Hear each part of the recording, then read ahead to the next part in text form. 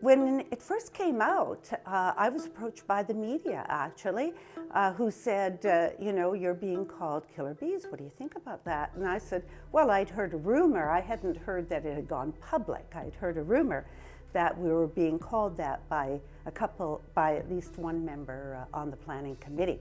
So we were called the killer bees, and the reason we were called killer bees was because we were looking very carefully at the kind of applications that were coming before council.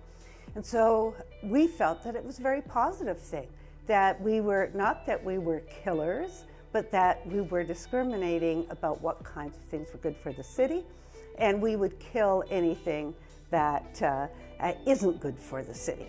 So we reclaimed it in that way, and as a matter of fact, some of us, we had killer bee things. We had little bee things. We had brooches, and we had some bee cookies and all kinds of insignia. We even had a mug made up that was for the killer bees.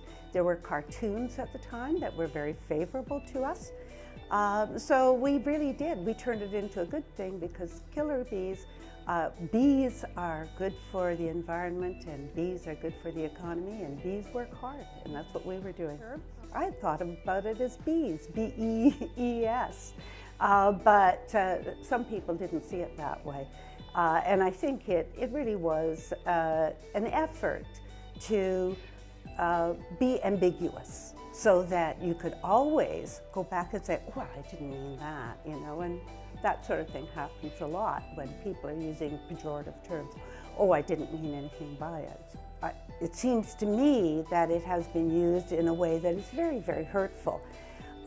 In the past, if you said, oh, that was a bitch, and you're talking about your exam, and it was difficult, and it was hard, and you didn't really think about that as being somehow harming someone.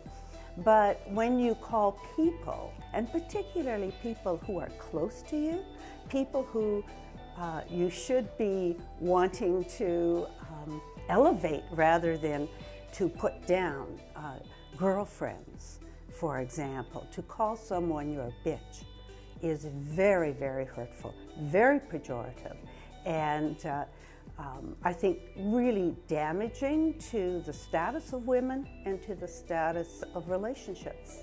And I think sometimes people feel that if you normalize something, you remove the pejorative element, the hurtful element, just by calling everything something and using a word commonly.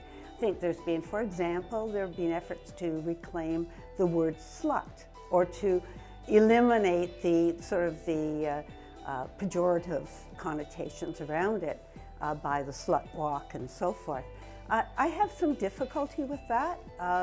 I still think, and maybe it's my generation, but I still do think that words like slut and bitch, when they are applied to people and applied to relationships, even if they are widely used, are still harmful. They're harmful to the status, to the ego, to the self-confidence of people to whom they are applied.